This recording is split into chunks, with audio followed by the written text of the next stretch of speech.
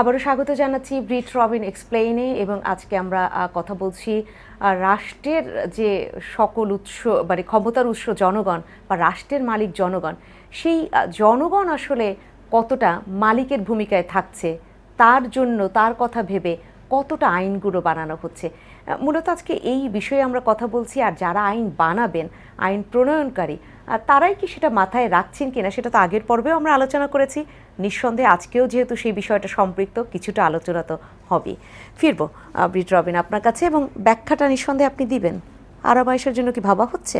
ওইটা ব্যাখ্যা যদি দিতে হয়, তারা আমাদেরকে নিয়ন্ত্রণ করার জন্য, আমাদেরকে বিভিন্নভাবে শোষণ করার জন্য তারা যে সমস্ত আইনগুলো প্রণয়ন করেছে, সেটা ওই ক্ষেত্রে প্রযোজ্য ছিল। আমি তো একেবারে ধরে বেঁধে বললাম যে সিআরপিসির যে 161, সেইটা কিন্তু খুবই আশ্চর্যের ব্যাপার যে আমি আমার বাক স্বাধীনতা কিন্তু রুদ্ধ করে দেওয়া হয়েছে এখানে। মানে একজন নাগরিক জনগণ বিনা ওয়ারেন্টে, বিনা জিজ্ঞাসায়, শুধুমাত্র ইচ্ছা পোষণ করলেই যে রাষ্ট্রের মালিক আমরা, সেই রাষ্ট্র মনে করছে বা সেই রাষ্ট্রের কর্মচারী মনে করছে যে আমি এই জনগণকে তুলে নিয়ে আসতে পারি। ক্ষুদিরামের ফাঁসি, তখন সূর্য সেনের ফাঁসি, অন্যান্য যেগুলো হয়েছিল, তখন কিন্তু এই ধারাতেই তাকে তুলে নিয়ে আসা হয়েছিল।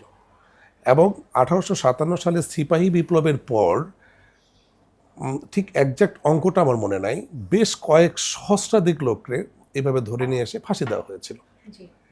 যে ওই সময় যেভাবে গুম এবং খুনের এটা করা হয়েছিল, তখন এই 54 কাজে লাগানো হয়েছিল। আইনটা করা হয়েছিল যেহেতু রাষ্ট্রের মালিক আমরা ছিলাম না তখন, এই জন্য সেটা সম্ভব হয়েছিল। এই ধারাগুলো তখন প্রযোজ্য করা হয়েছিল আমাদেরকে মারার জন্য, আমাদেরকে নির্যাতন করার জন্য, আমাদের উপরে চাপিয়ে দেওয়া হয়েছিল। তো স্বাধীন যখন আমরা দাবি করছি, এখন বাংলাদেশ আমাদের, আমরা বাংলাদেশের, আমরা জনগণ, আমরা এই রাষ্ট্রের মালিক, এখন হচ্ছে প্রশ্ন যে তাহলে ব্রিটিশ রাজ জাতীয় সংসদ কর্তৃক পাশকৃত যে সমস্ত আইনগুলো রয়েছে, সিআরপিসি, সিপিসি, এভিডেন্স অ্যাক্ট, যতগুলো রয়েছে, যেগুলো আমরা পরতে পরতে পরতে পরতে আমরা এখন মেনে চলছি, আমাদের রাষ্ট্র নামক যেটার মালিক আমরা বলছি জনগণ, অথচ ঠিক একই রকমভাবে যে ব্যক্তিগুলো পরিচালনার দায়িত্বে যাচ্ছে, তারা হয়ে যাচ্ছে ব্রিটিশ, আর জনগণ হয়ে যাচ্ছে মানে আমাদের সেই নির্যাতিত টুলস।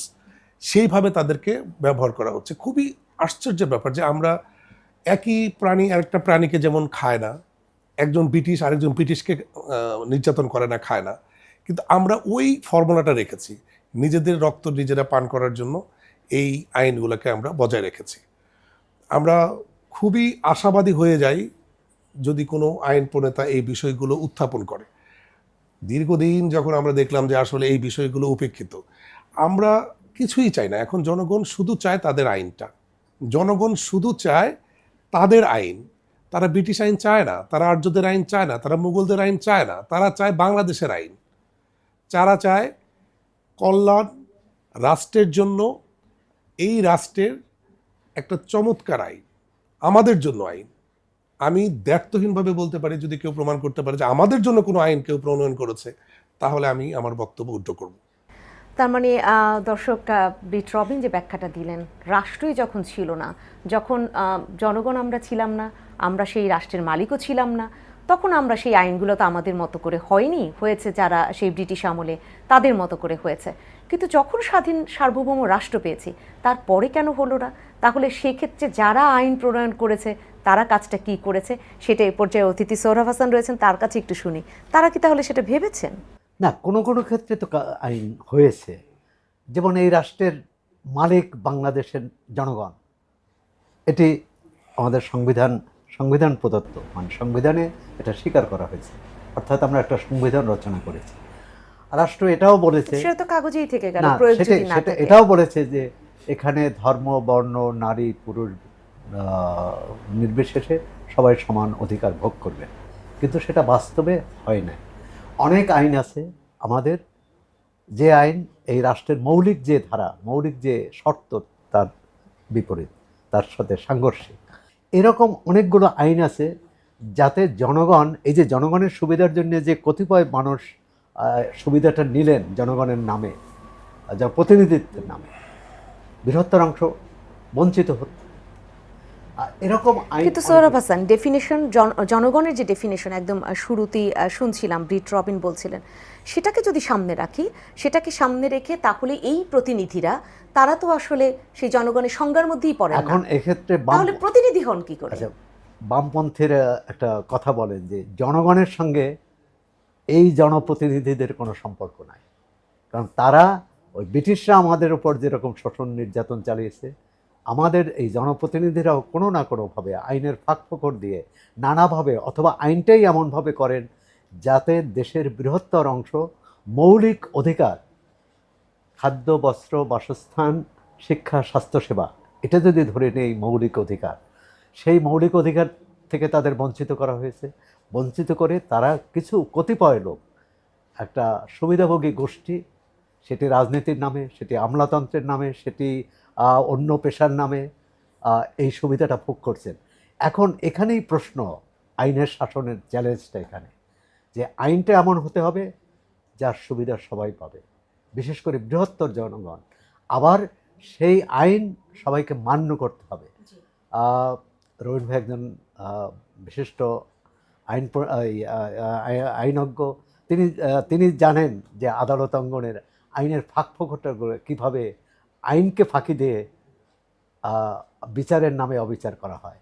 সুতরাং আমাদের সব জায়গায় কিন্তু জনপ্রতিনিধিরা এক ধরনের সুযোগ নেন, আবার আইনের ফাঁকফোকর দিয়ে যে প্রকৃত ভুক্তভোগী তিনি ন্যায় বিচার পান না, তিনি বিচার পান না।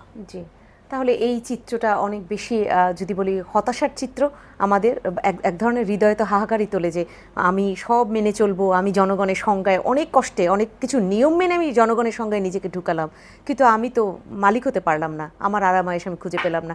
ব্রিট রবিন, আপনার কাছে শুনি, আপনি বলছিলেন যে সেরকম আপনি চ্যালেঞ্জ করছিলেন, সেরকম যদি কাউকে, আপনার সমস্ত কথা আপনি উইথড্র করবেন যদি এরকম কোনো আইন প্রণেতা পান, তাহলে আইন প্রণেতারা যা করলো তাদেরকে চ্যালেঞ্জ করতে যেমন আপনি পারছেন এই কথার মধ্য দিয়ে, বাধ্য কিভাবে করা যায় যে না, এই মালিকের জন্যই আইনগুলো বানাতে হবে, কি করে বাধ্য করা যায়? আইন প্রণয়নকারী, আমি প্রায় বলছিলাম যে তাকে অবশ্যই একজন আইন বিজ্ঞানী হওয়া দরকার। তো অনেকেই প্রশ্ন করছিল যে তার মানে কি অনেক বেশি শিক্ষিত হওয়া দরকার অক্সফোর্ড ক্যামব্রিজ ইউনিভার্সিটি থেকে? না, আমি তাকে বলবো যে জনগণের মাঝে থেকে, জনগণের মধ্যেই তাদের প্রয়োজন, তাদের সম্পর্কে যে জানা তথ্য এবং তাদের কল্যাণে কাজ করার যে ডেডিকেশনগুলো রয়েছে, এই বিষয়টা শুধু তাদের কল্যাণে চিন্তা করে উনি যে আইন প্রণয়ন করবেন বা ওনার যে প্রস্তুতিটা থাকবে, জনগণের কথা বলছি, প্রথমত তাকে জনগণের অংশ হতেই হবে, সেটা আমি আবার আগেও বলছি, হয়তো বোঝার স্বার্থে আমি আবারও বলছি যে আমি যদি জনগণের অংশই না হই, আমার যদি সেই শর্তই পূরণ না হয়, আমি যদি সৎ না হই, আমি যদি নিবেদিত না হই, আমি যদি রাষ্ট্রের প্রতি অনুগত না হই, আমি যদি সব কিছু মিলিয়ে রাষ্ট্র কল্যাণ, রাষ্ট্র বিনির্মাণে আমার যদি ভূমিকা রাখার ইচ্ছা না থাকে, ইচ্ছাটা আমি সদিচ্ছার কথা বলছি, যদি না থাকে, তাহলে কিন্তু আমি প্রথমেই আমাকে সেখান থেকে বাদ দিতে হবে। জনগণের দায়িত্ব এটা। এখন এটা হচ্ছে যেহেতু একটা নির্বাচন, একটা প্রক্রিয়া, এই নির্বাচন প্রক্রিয়ায় জনগণ সত্যিকার অর্থে যারা আমাদের কল্যাণে আইন প্রণয়ন করতে পারবেন না বলে আমরা মনে করি, তাদেরকে অন্তত পক্ষে স্টেপ ডাউন করতে হবে, তাদেরকে বাদ দিতে হবে, অথবা তারা নিজে থেকে সরে যাবেন। দয়া করে আমাদেরকে আর কষ্ট দিবেন না, আমাদেরকে আর যন্ত্রণা দিবেন না, আমরা সত্যিকার জনগণের মধ্য থেকেই আমরা জনপ্রতিনিধি এখানে চাই। আরও একটা ব্যাখ্যা তাহলে জানতে চাই, এত সচেতনতা কোথায় পাবো? মানে আমার কোনো সেই যদি বলি, আপনি যেটাকে সুন্দর করে বিজ্ঞানী বললেন, আইন বিজ্ঞানী, আমার এই ধরনের কোনো ধারণা নেই, আমি একদম জনগণের সাথে মিশে থাকি নাই, বুঝি নাই, হ্যাঁ আমি স্বেচ্ছা এখান থেকে সরবো যে না বাবা আমি এগুলো বুঝি না, আমি তার চেয়ে এই প্রতিনিধি হওয়ার চেষ্টাই করবো না, আমি সরে থাকি, এটা এক ধরনের আমার সচেতনতা। সেটা যদি আমার না থাকে, আমি তো সুন্দর মতো ওই প্রতিনিধি হবার চেষ্টা করব। আবার জনগণ যারা, তারা কাকে প্রতিনিধি হিসেবে নির্বাচন করবে, ওই লোক সব কিছু পারবে কিনা, প্রতিনিধি হয়ে উঠতে পারবে কিনা, সেটাও যদি তাদের জায়গা থেকে তারা সচেতন না হয়, তাহলে তো হবে না। আমাদের সেই যে মেলবন্ধন, যে জায়গাটায় আমাদের একদম মূল লক্ষ্যবস্তু, সেটা হবে না। এই সচেতনতা কোথায় পাবো বাংলাদেশে? আমার সৌরভ ভাইয়ের সাথে একটু আগে কথা বলছিলাম যে আপনি প্রায় দেড় যুগের মতো আমরা ইংল্যান্ডে পার করলাম। প্রত্যেকটা আমাদের 71 সালের পরে আমাদের ব্যাপক একটা শিক্ষা সংস্কার প্রয়োজন ছিল। এখন পর্যন্ত আমাদের সেই শিক্ষানীতি হয়নি, যেটার মাধ্যমে আপনি বললেন যে আমরা ব্যাপকভাবে সচেতন করতে পারতাম, নিজেরা সচেতন হইতে পারতাম, আমরা জনগণ হইতে পারতাম, আমরা নাগরিক হইতে পারতাম, আমরা রাষ্ট্রের মালিক হইতে পারতাম। যে শিক্ষার মাধ্যমে, সেই শিক্ষা বিলীন করে দেওয়া হয়েছে। স্কুল থেকে বিলীন করে দেওয়া হয়েছে, কলেজ থেকে বিলীন করে দেওয়া হয়েছে, বিশ্ববিদ্যালয় থেকে বিলীন করে দেওয়া হয়েছে। এখন এই মুহূর্তে দাঁড়িয়ে আমরা এমন একটা মানে ইয়ের মধ্যে পড়েছি যে জনগণই খুঁজে পাওয়া যায়। আপনি নিজেই প্রশ্ন করলেন যে আমরা এখন তাহলে জনগণ কোথায় পাব? আমাদের এর মধ্য থেকেও এই জনগণ খুঁজে বের করতে হবে, এবং এই জনগণের মধ্য থেকে আমাদের জনপ্রতিনিধি খুঁজে বের করতে হবে। দয়া করে যারা অন্তত পক্ষে নিষ্ঠাবান না, আমি বারবার বলছি এটা কিন্তু স্যাক্রিফাইসের একটা ইস্যু।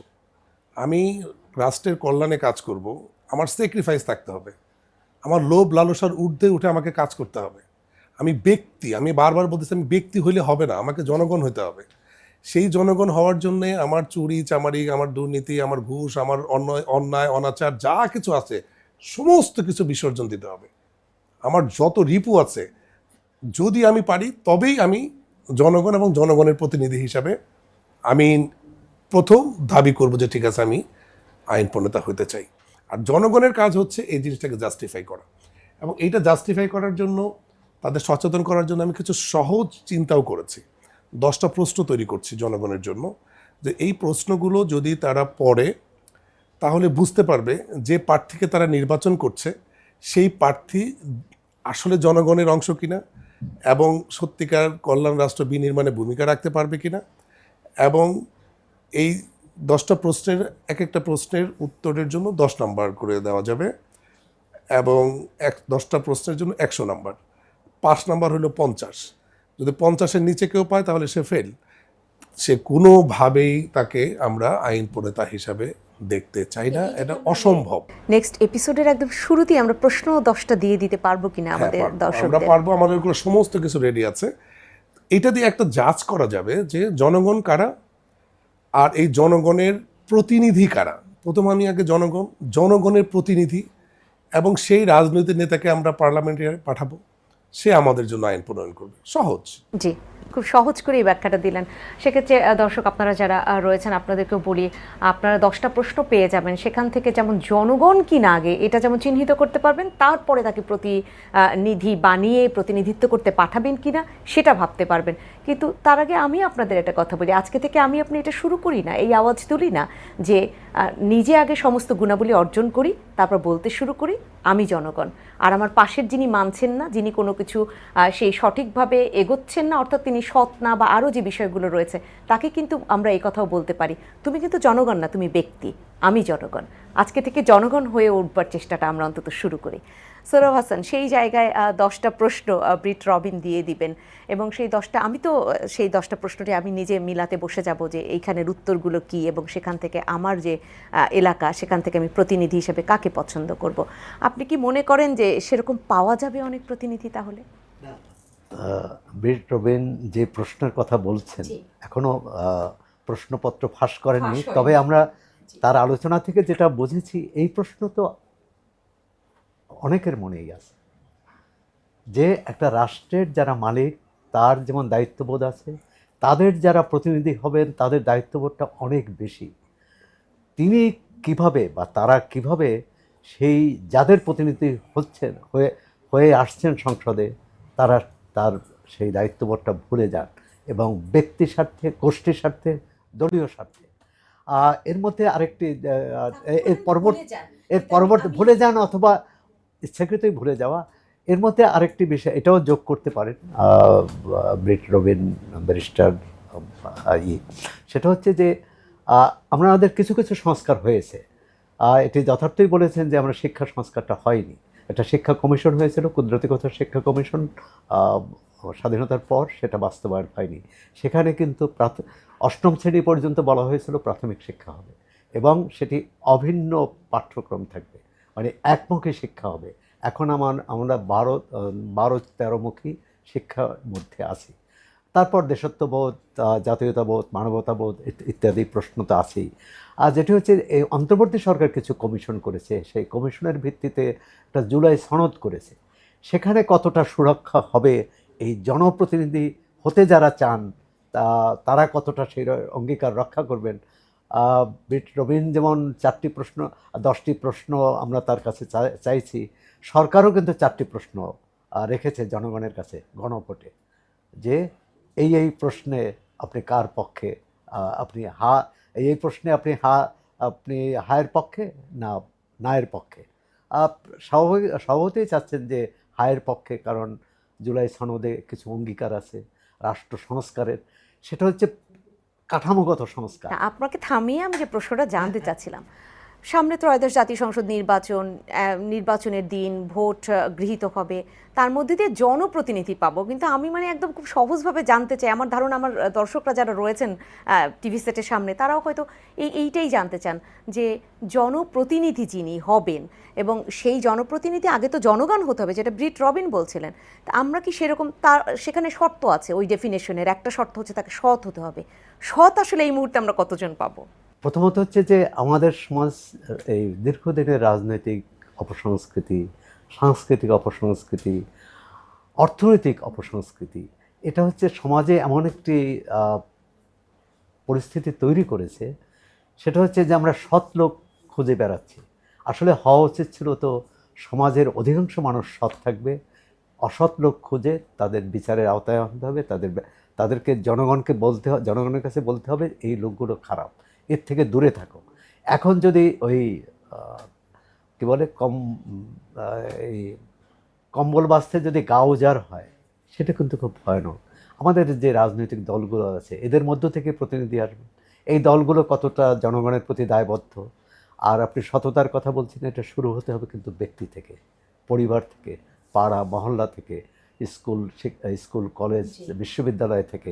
তারপর আমরা কর্মক্ষেত্রে যেখানে যাব, সেটি বিচারাঙ্গন, সেটি আমলাতন্ত্র বা যে কোনো জায়গায় হতে পারে, সেটি সাংবাদিকতা। আমরা অন্যদের হেদায়েত করি, অন্যদের সৎ পথে আনার কথা বলি, সাংবাদিকতা নিয়েও তো প্রশ্ন আছে। আপনি বেশ আশা জায়গা নিয়ে তথ্যের মধ্য দিয়ে পথ বাতলে দিচ্ছেন, কিন্তু আর ব্রিট রবিন ব্যাখ্যাগুলো দিচ্ছেন, কিন্তু তারপরও কেন জানি মনে হয় যে শুরুটা কি হয়েছে, সেই প্রারম্ভিক একদম জায়গাটা কোথায় খুঁজে পাবো। সৎ লোক যদি না পেয়ে থাকি, পাওয়াই উচিত ছিল, কিন্তু যদি না পেয়ে থাকি সেই ব্যাখ্যা কোথায়? আমি কেন পাচ্ছি না আমার এখানে সৎ লোক? আমরা ম্যানেজমেন্টে এখন রেসি ম্যাট্রিক্স, রেল ম্যাট্রিক্স এগুলো ব্যবহার করি। প্রযুক্তির কল্যাণে আমরা কিন্তু এখন এটা পারি, আগে একটা পারতাম না। আগে চাইলেই আমেরিকাতে কারোর সাথে কথা বলা যাইতো না, মোবাইল দিয়ে এখন স্পেসে কথা বলা যায়। হাবল টেলিস্কোপ চলে গেছে বিলিয়নস অফ আলোকবর্ষ দূরে। এই প্রযুক্তির যুগে এটা সম্ভব, যে কারণে যে প্রশ্নপত্রগুলো দিয়েছি একদম চকচকা প্রশ্ন থাকবে, এটা জনগণ দেখবে, মার্ক করবে, আমরা পেয়ে যাব, আশা করি খুব সহজভাবে পেয়ে যাব, জনগণ এবং জনগণের প্রতিনিধিও পেয়ে যাব। এবং আছে, আমি দৃঢ়ভাবে বিশ্বাস করি আমাদের মধ্যেই সেই ব্যক্তিত্ব আছে, সংখ্যায় বেশি, যে যার জিনিসটা তার না। যেমন আমি দায়িত্ব নিয়ে বলতে পারি, আমি প্রফেশনাল হওয়ার পরে আমার ফার্ম আছে, লিমিটেড কোম্পানি করে আমি প্রতিটি বছর ট্যাক্স দেই বা রিটার্ন দেই, এটা দায়িত্ববোধ থেকেই করি, এটা আমাকে কেউ চাপায়া দেয় নাই, বাধ্য করে নাই যে ঠিক আছে। আমি এটা মনেই করি না, আমি 100 টাকা পেলে আমি মনে করি যে 30 টাকা এটা আমার না, তাই তো হয়ে গেল। আমাকে তো আলাদা করে ভাবার দরকার নেই। এখানে ধরেন ওনার জন্য 100 টাকা রাখছে, আমার জন্য 100, আপনার জন্য 100, আপনি আপনারটা নেবেন, আমারটা আপনি নেবেন না, আপনি মনেই করবেন এটা আমার, এটা তো জনগণের টাকা, আমি নিব কেন? এই থিঙ্কিংটা আসে না বলেই তো আমরা হতে পারছি না। এখানে অনেক দেখা যায় প্রফেশনালদের মধ্যে ডক্টর আছে, লয়ার আছে, ব্যবসায়ী আছে, ছোট বড় সবাই আছে। আমরা প্রত্যেকেই ব্যক্তি হওয়ার চেষ্টা করি, জনগণ হওয়ার চেষ্টা করি না। আমি আবার বারবার বলছি, সবাই আমরা ব্যক্তি হওয়ার চেষ্টা করি এবং ব্যক্তি স্বার্থটাই আমরা সর্বাগ্রে নিয়ে আসি। সেটা সুপ্রিম কোর্টের চিফ জাস্টিস হোক, সুপ্রিম কোর্টের ওই অ্যাসোসিয়েশনের প্রেসিডেন্ট সেক্রেটারি হোক, বা লয়ার অ্যাসোসিয়েশন হোক, সব জায়গায় দেখবেন তাদের ব্যক্তি নো জনগণ। তাদের ব্যক্তি কীভাবে সে আরাম পাবে, সে কীভাবে লাভবান হবে, সে কীভাবে ভালো গাড়ি চলবে, সে ভালো বাড়িতে থাকবে, সে কীভাবে ট্যাক্স ফাঁকি দিবে যাতে কেউ কিছু বলতে না পারে। একই রকমভাবে সরকারি কর্মচারীরা, পুলিশ আকাম করবে তাকে জিজ্ঞাসা করা যাবে না। আপনার একজনের ভূমি আরেকজন রেজিস্ট্রি করে দিবে, আপনি রেজিস্ট্রারকে কিছু জিজ্ঞাসা করতে পারবেন, আইন বানায় রাখছেন যে যত কিছুই হোক তাকে জিজ্ঞাসা পর্যন্ত করা যাবে না, এটার দায়িত্ব তার না। আমি মানে অলরেডি সমস্ত আইনের ব্যাখ্যা আমার কাছে আছে, প্রমাণ সহ কেন এগুলো করা হয়েছে। এই পুরো এই অস্থিতিশীল পরিস্থিতি করে রাখা হয়েছে। আমি দায়িত্ব নিয়ে বলছি, আইনের নামে ওই ফাঁক ফকরদের বলছে না, আইনের নামে এটাকে অস্থিতিশীল করে রাখা হয়েছে। বিশৃঙ্খল আমরা শান্তিপ্রিয় মানুষ, বাংলাদেশের প্রত্যেকটি মানুষ শান্তিপ্রিয়। আমাদেরকে ওই নামে, ওই যে ব্রিটিশ আমলের সেই আইনের নামে আমাদেরকে অস্থিতিশীল করে রাখা হয়েছে। এবং আমি আপনাকে পরবর্তী পর্বে এমন কিছু তথ্য দিব যে ওই সময় কমিটিগুলো, আইন প্রণয়নের কমিটিগুলো, সেটা দণ্ডবিধি যখন কমিটি করা হয়, সিআরপিসির কমিটি করা হয়, এভিডেন্স অ্যাক্টের কমিটি করা হয়, তারা কিভাবে মূল্যায়ন করেছিল, কেন করেছিল, কেন তারা চেয়েছিল যে এ দেশের মানুষ ভাইয়ে ভাইয়ে আত্মীয় স্বজন মারামারি কাটাকাটি করতে থাকবে, আমরা আরামে এ দেশে শুধুমাত্র ফালুদা খাবো। তাহলে তারা আসলে আষ্টেপৃষ্ঠে আমাদের বেঁধে রেখেছে, মানে আমাদের কি বের হতে হবে। এবং আপনি বললেন যে জনগণও পাবো, জনপ্রতিনিধিও পাবো, যদি আসলে আমিই ভাবতে শুরু করি এইটুকু আমার, এইটুকু আমার না, এটা জনগণের, তাহলেই আসলে ওই মুহূর্ত থেকেই তো আমি জনগণ হয়ে উঠবো। আর জনগণ হয়ে উঠলে আমি তো জনপ্রতিনিধির সেই দায়িত্ব নেয়ার জন্য, জি, মালিকও হলাম, আমার দায়িত্ব নেয়ার জন্য তৈরি হলাম। আমি আমার মালিকানাটা বুঝে নেব, কিন্তু এর অর্থ এই নয় যে আমি আপনার মালিকানা কেড়ে নেব, জি, বা আপনাকে বঞ্চিত করব। তাহলে আমরা আসলে প্রচুর জনগণ খুঁজে পাবো, ব্যক্তি থেকে বের হয়ে না, জনগণ যেটা জনগণ আমি জনগণই খুঁজতে বসেছি আজকে। কারণ যখন শুনলাম যে সংজ্ঞার মধ্যে আসলে ব্যক্তি পড়ে, জনগণ পড়ছে না, তখন আমি আজকে জনগণ কিনা সেটা তো এই মুহূর্ত থেকে আমিই ভাবতে শুরু করবো যে আমি জনগণ হয়ে উঠতে পেরেছি কিনা। ব্রিট রবিন, আর একটা জায়গায় একটু শুনতে চাই, আমরা জনগণ ব্যাপারে স্পষ্ট হলাম, তারপর জনপ্রতিনিধি, সেটাও কিছুটা স্পষ্ট হলাম, কিন্তু সরকার এবং রাষ্ট্র এই দুইটা কেন গুলিয়ে ফেললাম, এই স্পষ্টতা এখনও মেলেনি। আপনার কাছ থেকে সেই ব্যাখ্যাটা চাই, বিরতি থেকে ফিরে এসে নিঃসন্দেহে শুনব। দর্শক, আপনারা যারা রয়েছেন ব্রিট রবিন এক্সপ্লেইনে, ছোট্ট বিরতি শেষে আবারও সেই ব্যাখ্যা নিয়ে ফিরবো যে সরকার আর রাষ্ট্র দুটো শব্দ কি গুলিয়ে ফেলা যায় কিনা, নাকি আসলে যোজন যোজন দূর আমরা গুলিয়ে ফেলছি।